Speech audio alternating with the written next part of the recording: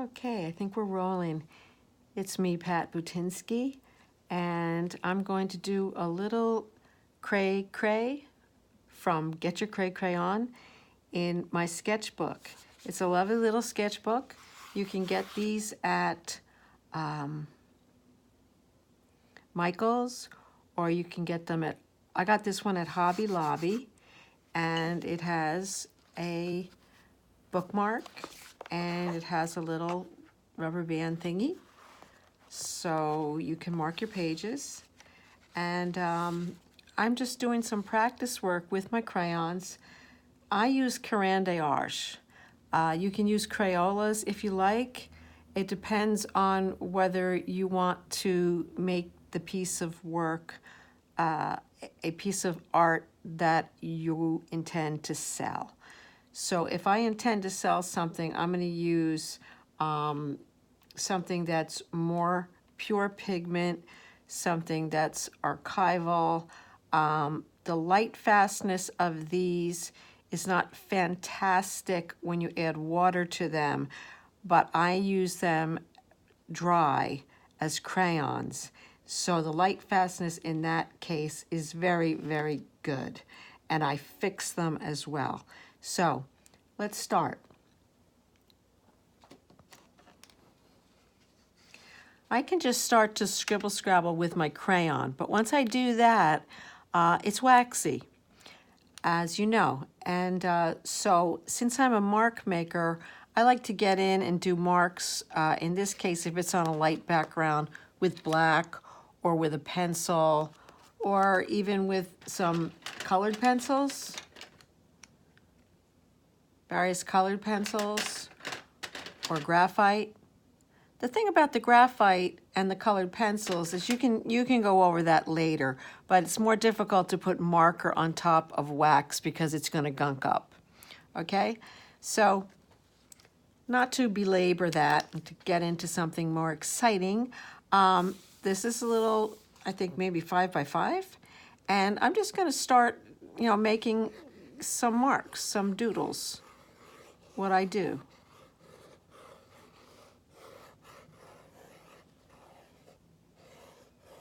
What I love to do. Now, a lot of these are going to be covered up, okay? I have no problem covering this up. I'm not going to fall in love with love too soon. What that means is, you have a little area and you get so married to it that you don't want to let it go and you forfeit the rest of the piece. That's always a mistake, and it's better to realize that anything is, at this point, expendable. Okay, so I'm going to continue with a couple of these. And when I'm making marks, I'm not really thinking about it. This is just kind of the way I make marks. Some people do a lot of circles. Mine tend to be more leaf-shaped at this point. They used to be more circular. There's times when I deliberately will go in and make geometric shapes because, say, I want to get out of the ho-hum of repetition to the point of where everything's the same size, shape, etc., etc. So it's always nice to interrupt. What I might do at this point, before I add any crayon, is I might look for some shapes here to color in. And that's what I'm going to do, because once I did this, I saw some shapes that I liked. So I'm going to color them in. Now, again, I might color over these, so don't have a conniption. I've seen people make YouTube videos and they put the most gorgeous color on things and then they paint over everything and make it a white painting. It's their painting. So, although you might like what you see here at different stages and have an opinion on it and be holding your breath and say, oh, no, don't do it. This is a demonstration. So I'm going to take chances because I'm going to always encourage you to take chances. And as I said in the beginning, not to fall in love with love too soon, because that's how you learn. It's never a mistake. You can always repair it. And this is in my sketchbook. So although I am working with really good, these are Posca markers. These are acrylic paint markers, and they are permanent, so they will not bleed. And if, you know, a drop of water were to get on this, it would affect these because these are water soluble, although I don't use them that way, but it would not affect the acrylic marker because like acrylic paint, it will set and dry and then it will be somewhat plastic. I wanted to speed this up because I think that's more interesting, but many people have asked to hear me talk and to do a process video. So I might leave out details that I normally would put in. Do you see how from the same marker I can get different weights? All right. And that's like I can use this marker on its side just like a pencil and do a lighter line, or I can do it straight on and do a darker line. All right, so play with your tools and find out what you can get. Okay, so for now, I'm gonna leave these be. I'm gonna have a little pattern underneath here. I'm not being precious about it, not making decisions because I don't know what the end result is gonna be.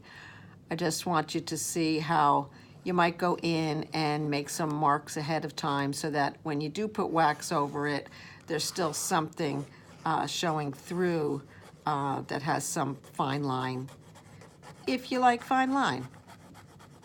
Okay? So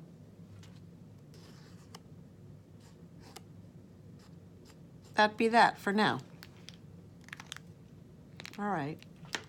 Now, if I use a pencil, there's a variety of pencils that you can use, graphite. I have the big, fat, chunky graphite sticks. I have this pencil here, which is just a big pencil, very fine. Here's the graphite sticks, okay? This is made by Caran also, all right? And it is water soluble as well, but again, I rarely use it for that. I'd rather use a real watercolor paint to make watercolors, but I'm not a purist. I'm shoot from the hip and I just go for it. So this I don't have to put on now, but it's kind of cool to use graphite for your grays, I find, when you're using crayon. They seem to go hand in hand. You know, like when you were a child and you use pencil, and I know for the longest time, I used crayon or pencil drawings and I never used paint. Paint was just not happening. So that's just a quickie there. Okay, so now I'm not concerned with any of this. I'm gonna go in with a color. Random color, and what color do I like and am I gravitating to? Well, yeah, turquoise. So I can color these shapes in that I've made, but I don't want to get too precious about it because I am trying to make a crayon drawing out of this. So I like to keep the integrity of that. So I might leave that a little rough. And then other things I might just go over altogether because that again will start to make another layer of shapes and texture. Okay? And it's very forgiving. These are very opaque, so you can color over them with other things. I kind of like pinks with this. This is probably going to be a pretty bubblegum looking piece from what I can see now. But I can, again, go in and I can blend these all different ways. And I'll show you that too. And I can overpower one color with another with these, which I really love. And by overpower, I mean and mix, it would be taking something like that right there and going over it with this pink. And look at that lavender. Now, I haven't studied these enough to know all the color mixes that I can do with them, but there's quite a bit, quite a bit. Okay, so that's what that does. I'm not going to worry about ruining this because it is a teaching tool. I can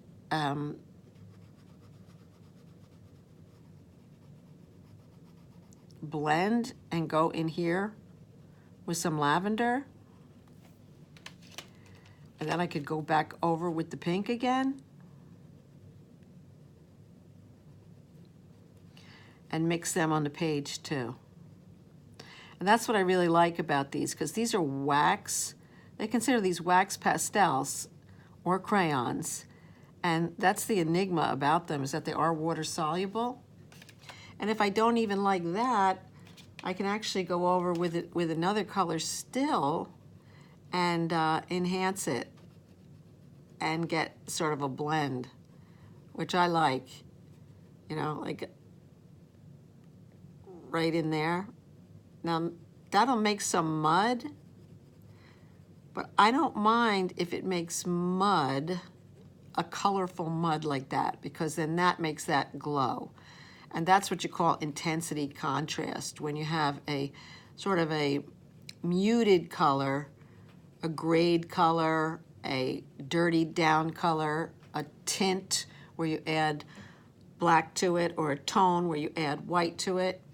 And if you have something that's pure next to it, then it will glow. So it's not really dark to light, it's pure to muted. Also the white. My white is kind of dirty, but it's all right. I can spread this around with the white and clean it up and mix it. Blend it. I like the white. I can even go over this mess again.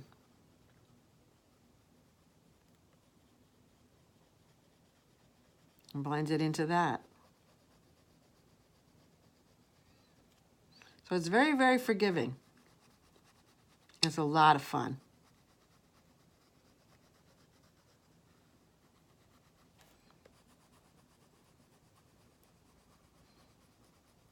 And these are my crayons of preference. I do work with Crayolas on occasion. I really like them if you're going to do a resist. Lately, I haven't been doing that kind of work, but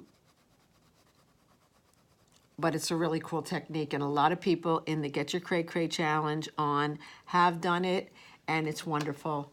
And I so enjoy it, and I enjoy what they're doing. There's just been so much inventiveness in this challenge. It's just a thrill to be a part of it. I don't see a lot of people copying another artist, which is fine when you're learning something, but when you start to claim it as your own and you don't give that artist any credit and say, you know, this was inspired by so-and-so, so I tried it out and I'm pleased with it, and now I'm going to go on and see how I can further develop it. But to just put it out there and say, you know, I got up this morning with this idea and have it be, you know, an exact replica of something another artist did, well, that's just sucky. So don't do it, please. It lacks integrity. And really, online, you think, oh, I'm online, nobody's going to see me. But, you know, all you have online is your name. And your integrity is really, really important. And when you start to blow that, just like how you get followers and exposure, it can spread like wildfire. So, you know, in the short run, you might, you know, get some wows, but in the long run, you can hurt yourself, and I don't want to see any artist do that.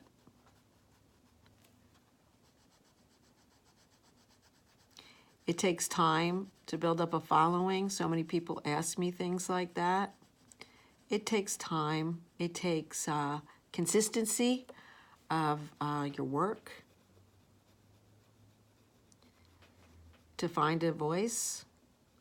That's why the challenges are kind of cool. I never did one before, but you know, I personally can sometimes lock into a particular design or style that I want to learn and work out and stay with it.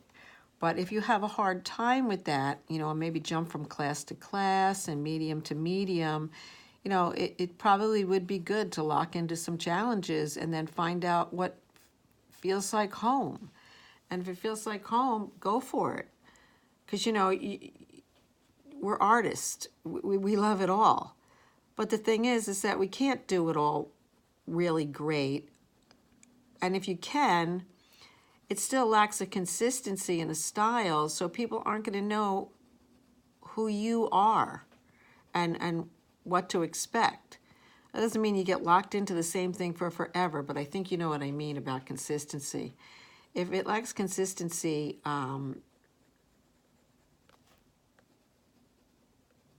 it lacks a identity. You have a visual identity, and it has to do with the images that you create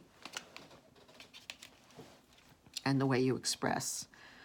So I'm going to go in here and I'm going to scribble scrabble some more, because you've seen plenty of my scribble scrabbles, and I like it.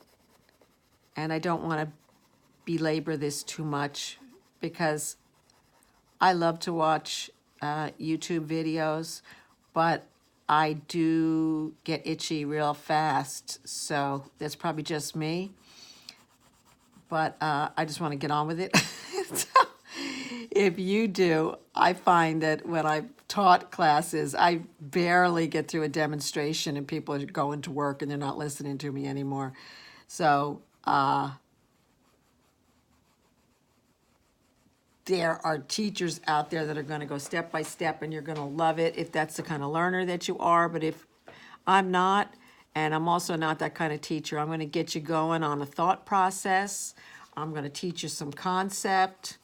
I'm going to talk to you a little bit about color and about the medium itself and what it can do and not do. And hopefully it'll be like jump starting a battery, and you'll, you know, be excited to go off and try it on your own and make mistakes and rejoice in them, because it's just paint. In this case, it's just crayon. But that doesn't mean that this isn't valid art. It's like saying that watercolor isn't worth as much as oil painting. Well, okay, oil paints might cost a little bit more, but a really fine watercolor takes tremendous skill and expertise, and that's the value.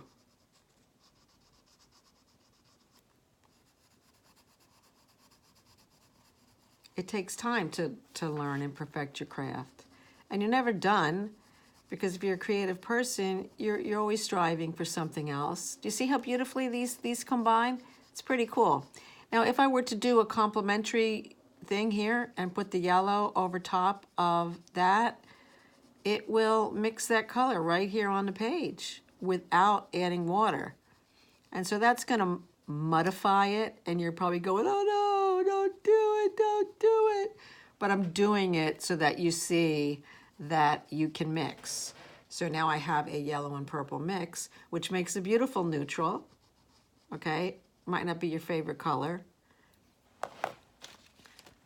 but I can put lavender back next to it, and now when I put that lavender next to that muddy color, it sings. It really sings. Do you see that? It's pretty next to the pink, but next to that, it sings. I think there's a book, How to Make Watercolors Sing, and it really has a lot to do with mixing muted colors and putting them next to pure color. And you know, that's color theory, and that works for any kind of medium, whether it's pastels, oils, watercolor, marker, you name it. So here we have a seedling and a beginning, and hopefully some inspiration to this process. At this point,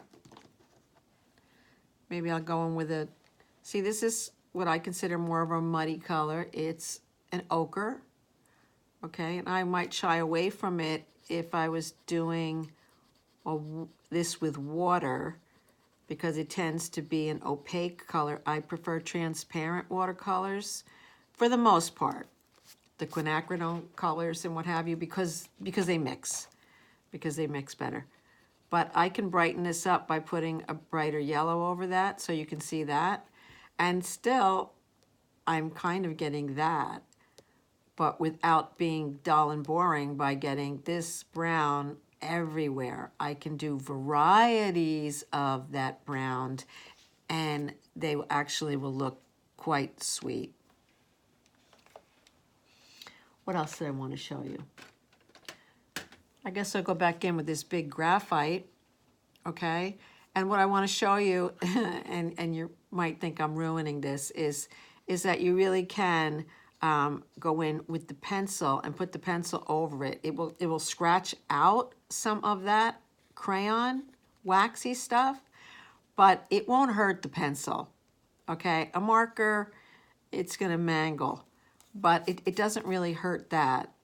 And then again, I can go in and start to use this as my grays.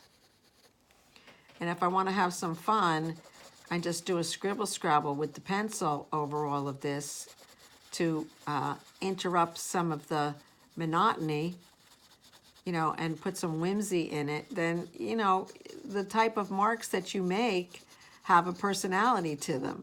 So if you want to combine a little cray with some formal work, that's a nice mix. I would say don't balance it, make it more of one than the other, because that's really helps the viewer to see it not as so chaotic. But you know, these are mostly shapes, and I'm going to have some line elements in here, some very organic line elements, but I will make one more than the other in order to unify the piece and keep it from being confusing. It's confusing when you have the same amount of, say, geometric shapes to organic shapes, or the same size of everything, okay? But if I have a little bit of this and a lot of that, then even though it is a chaotic looking, because there's a lot going on, it's very active, it doesn't get confusing. The eye, you know, doesn't mind looking at it and understands, you know, what it is and what it isn't. And I hope that makes sense to you.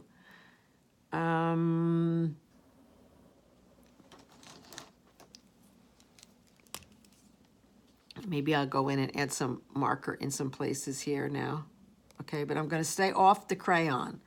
So a lot of these places that are left, they're negative space, but you might start to find shapes and fill them in once again, like I did in the beginning.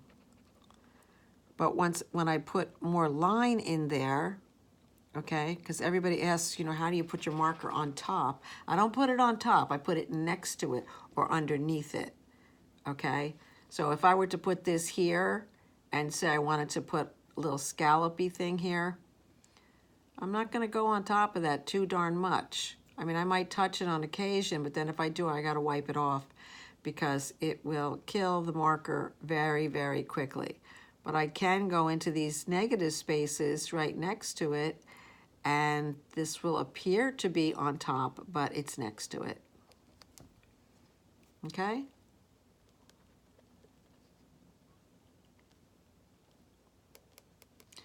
So what I haven't done, and why it's still confusing, is it's, I haven't decided whether this is mostly warm or mostly cool. Those are decisions that I need to make.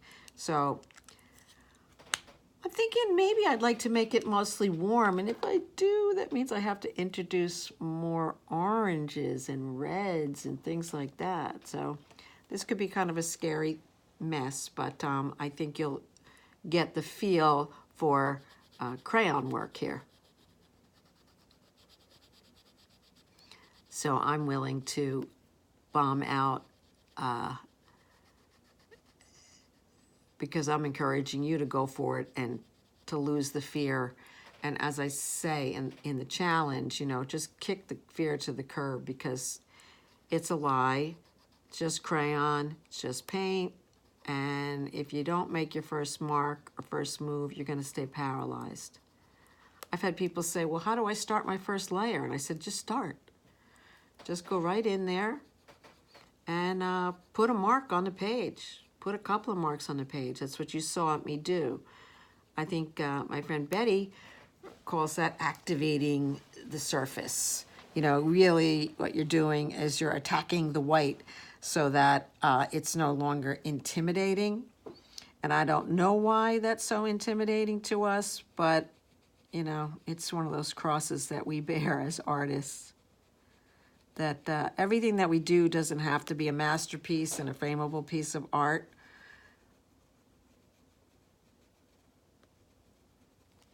And I don't believe there's really anything such as failure.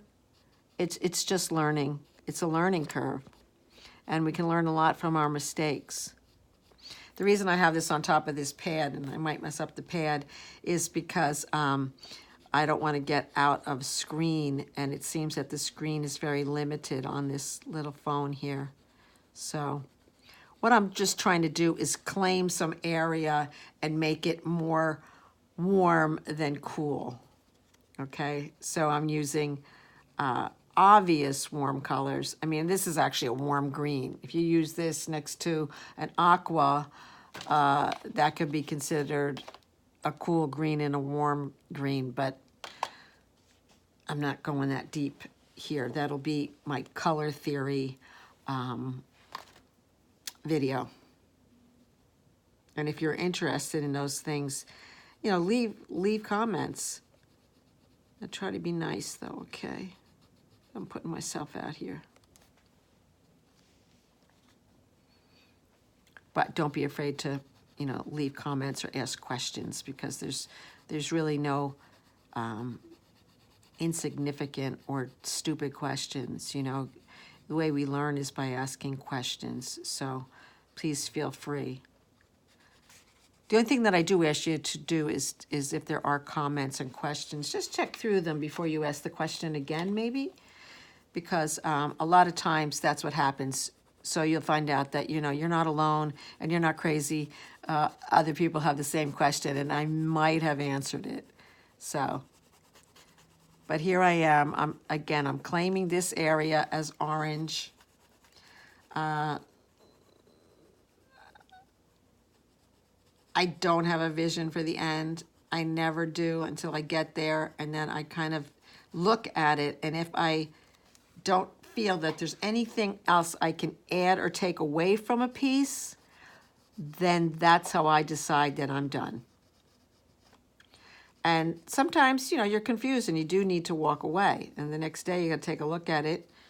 You're either going to go to bed saying it was wonderful, or you're going to go to bed going, I don't know. And then you might get up the next morning and see that it is wonderful. And maybe you are done. Some pieces you'll get at hello.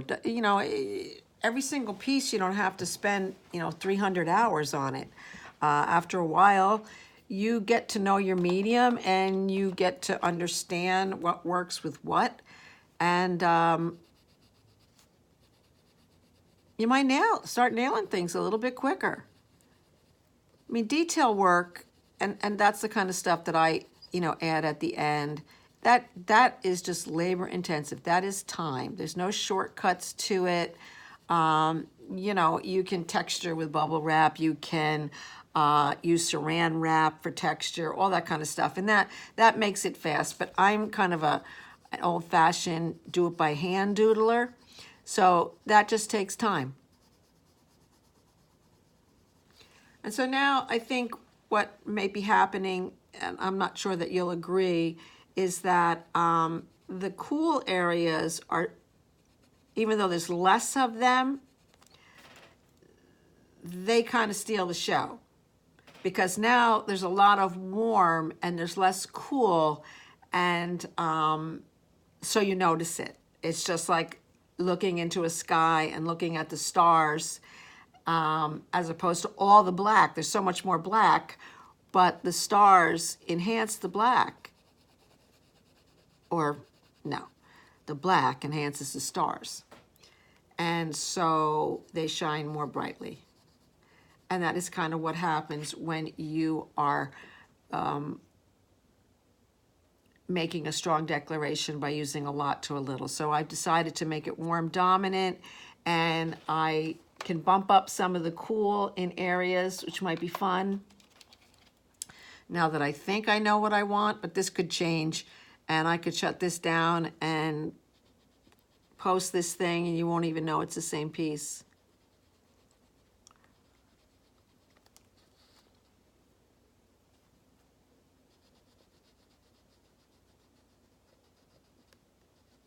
But what I don't want to do is make a tossed salad, which means a little of this, a little of that, a little of this, a little of that, or a lot of this, a lot of that, and it's just chaos. I mean, abstract work is, is chaotic in that people don't know exactly what it is. So it's our job as designers to tell them what it is and what it isn't. And the only thing we can work with is the elements of design. So in this case, in terms of the color, I'm trying to make it mostly warm, a little cool.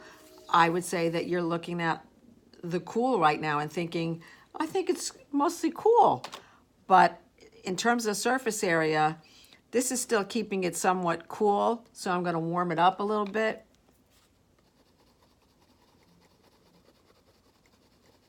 Just so it's not confusing. And so it's not just my opinion.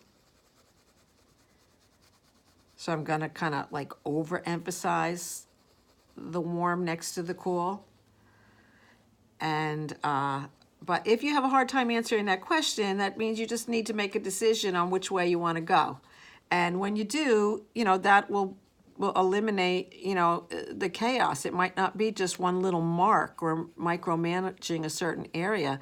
Maybe a certain area needs to go because it's throwing the whole thing off. So, don't fall in love with love.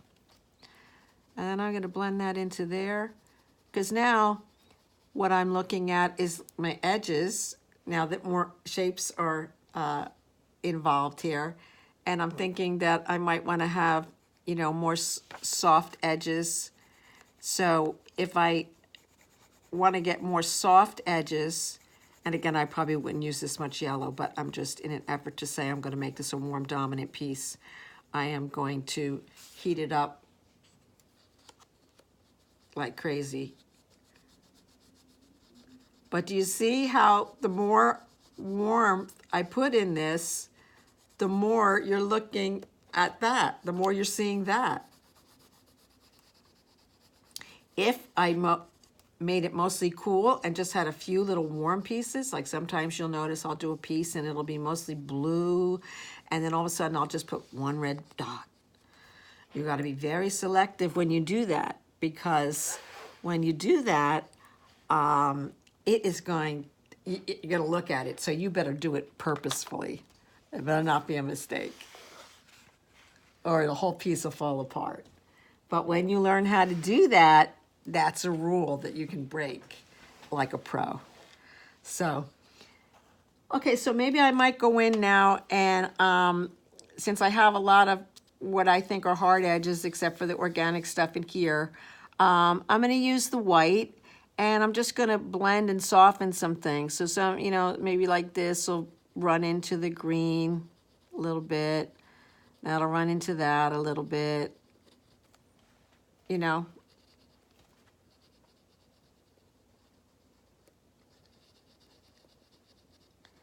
and it'll soften it.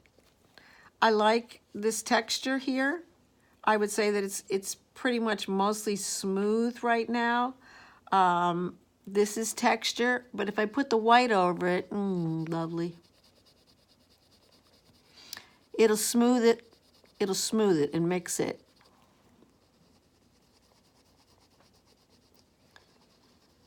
See, I'm not gonna cry over that because I don't see it as a wreck, because I am an intuitive. I like raw looking things. So if it gets a little dirty in places, I can live with that. If I can't live with it, I won't. I'll fix it. Look at that. That's cool. That's nice. Nice. Nice surprise. Nice surprise. I love the way that pink's blending there. Maybe I should do that on purpose someplace else. Let's see, I could probably get it going on here.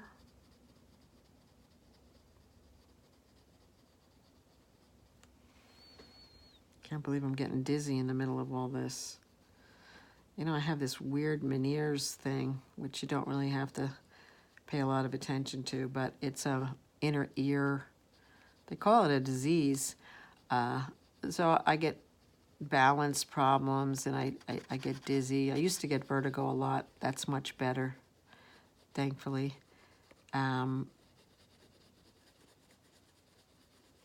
But sometimes when I scrabble like this, what used to be just a normal, you don't notice it, becomes like tracking very hard with my eyes, and it's spinning. So I have to stand back from it a little bit and maybe stop and do something else rather than those marks. But, you know, you adapt and you use it all. So I might be able to put some colored pencil on top of this. If not, it will scratch out. Oh, there we go. Okay, so the pencil, and that's what it is doing. See, it's scratching out, and there's no harm done. So if you do have colored pencil, if it's a sharp one, you can add it and start to put a little bit more detail work in at this point.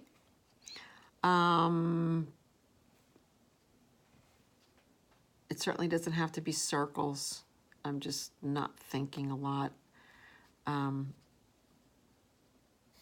It could be lines.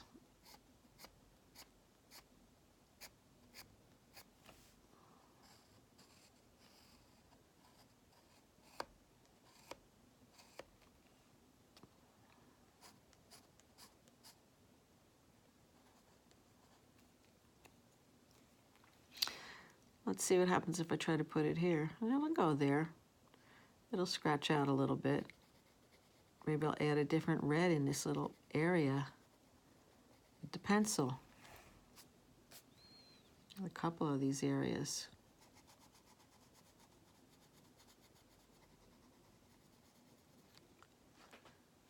I think that red is pretty elaborate because it is red, but it's a burgundy kind of red, so it has a cool feel to it.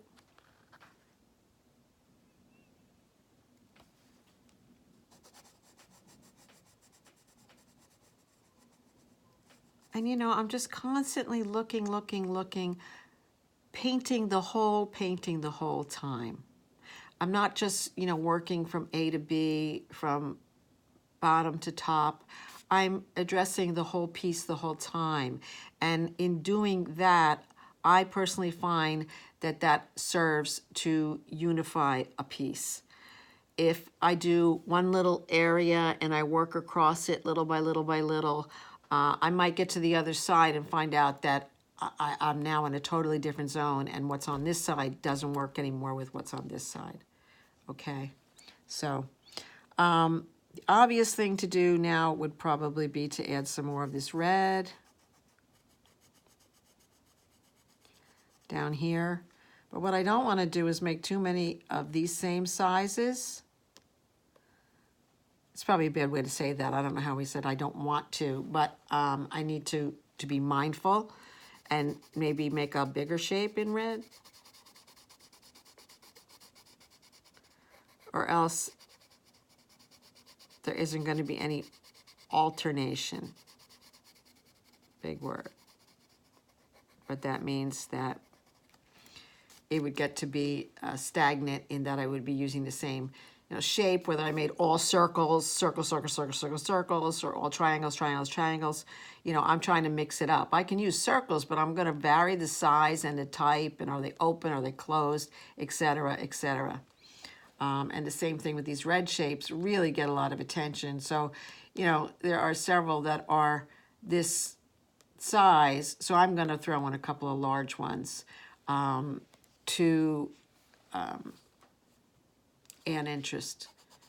And maybe I'll go off the side with a shape that can double as a big fat line.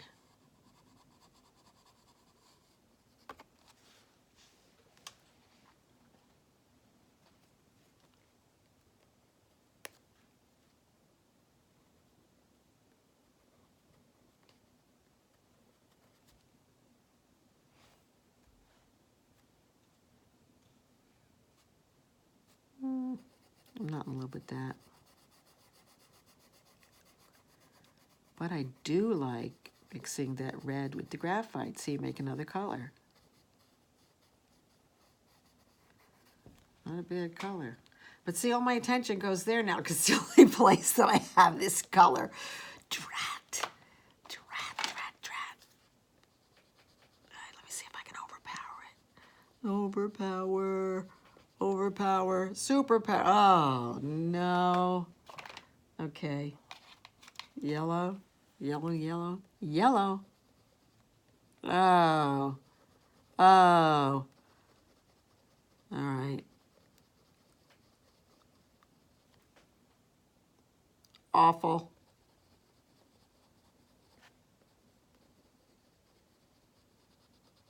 Do I actually have to make more of that now?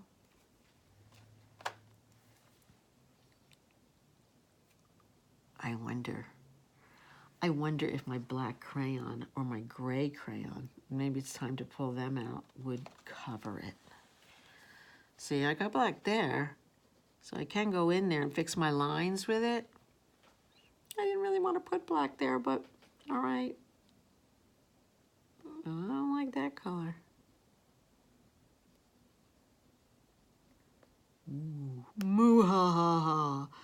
I'm the master of my drawing.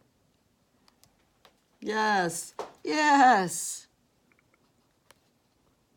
Happy mistake. No point on this, so I'm probably going to be coloring outside the lines, but I do that anyway. That was a happy accident. Bob Ross would be proud. So proud.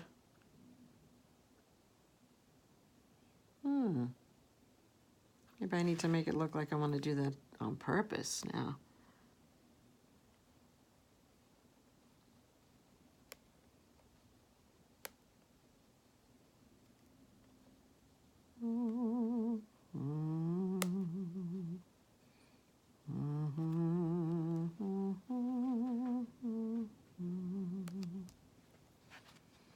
I don't know what song that is. I make them up.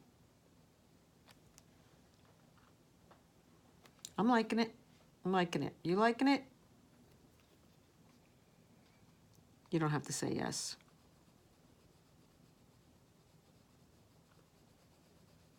Yeah, don't be afraid of black.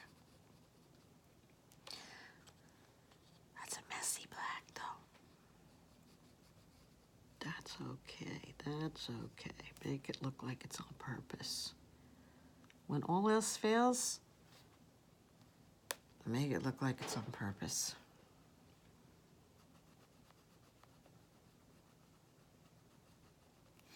It's like my father was a school teacher, and one day he went to school, and I think he had 2 different socks on.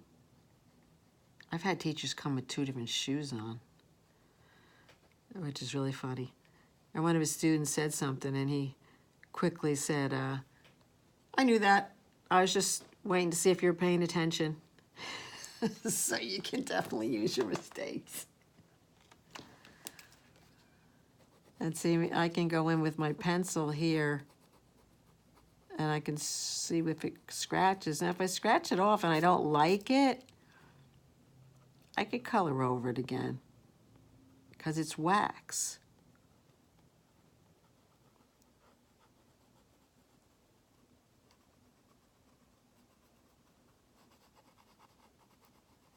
But I hope what this has done is show you, you know, a lot of different options and things that you can do with crayons.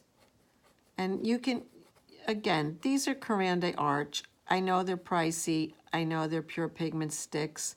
They're not a traditional Crayola crayon, okay? But you can do this with Crayola crayons. You just have to be patient and you have to blend. As a kid, I was a big shader with those, and you really, really can take them far. If that's what you have in your hand now, then, you know, invent. So I think what I'm going to do, but I'm going to say bid you adieu, is I might go in and make some really cool little detail shapes with my pencil at this point, and maybe some more black to kind of pull that through.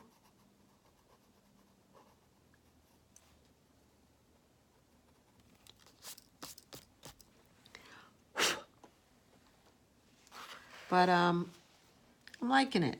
I'm liking it. I'm going to work this area here, and I'm probably going to work in here. Maybe I'll go in there right now with a little bit of the marker. Don't have to stick with the black crayon.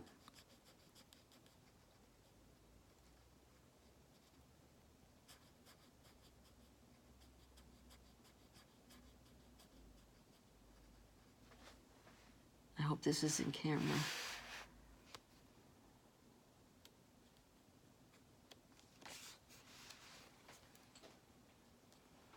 And I just want to get a little bit more weight on that side. I'll take a chance here. Dangerous.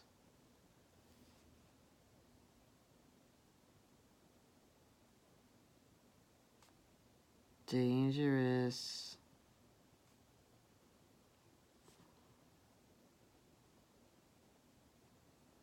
Don't do this at home. You can ruin these, but you gotta wipe it off right away.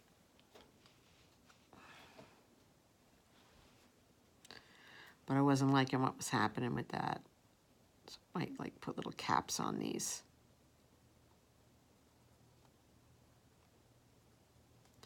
Just to get the same tone of black as that.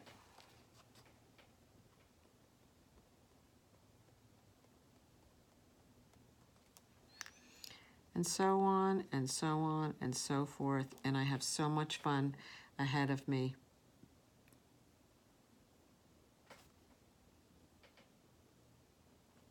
You just have to be resolved over here. Okay.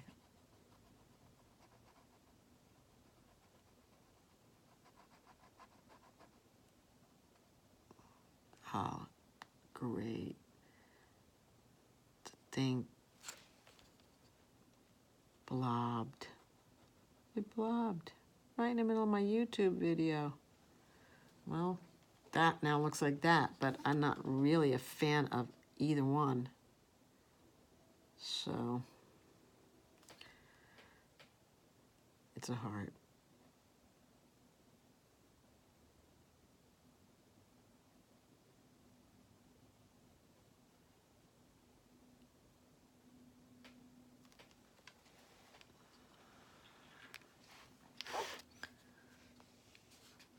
Excuse me while I ignore you guys for a while, because I gotta fix this.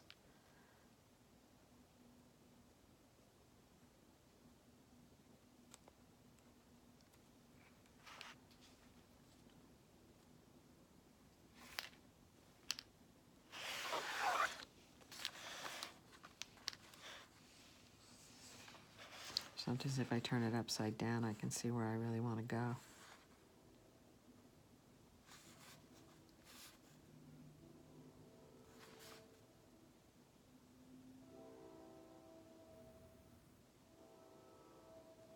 See how this picked up gunk? So it kind of tore up my point. That's why I said don't do the other thing at home.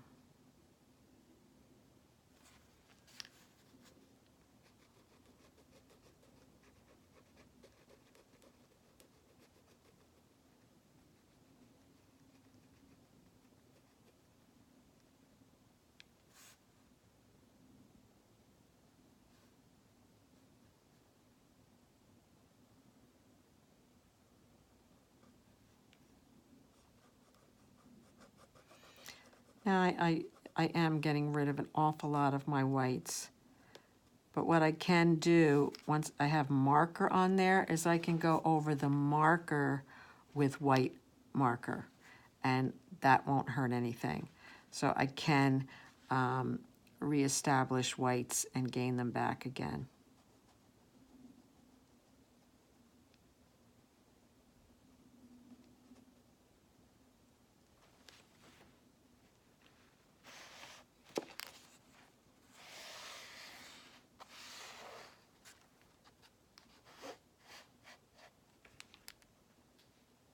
Getting there, getting there.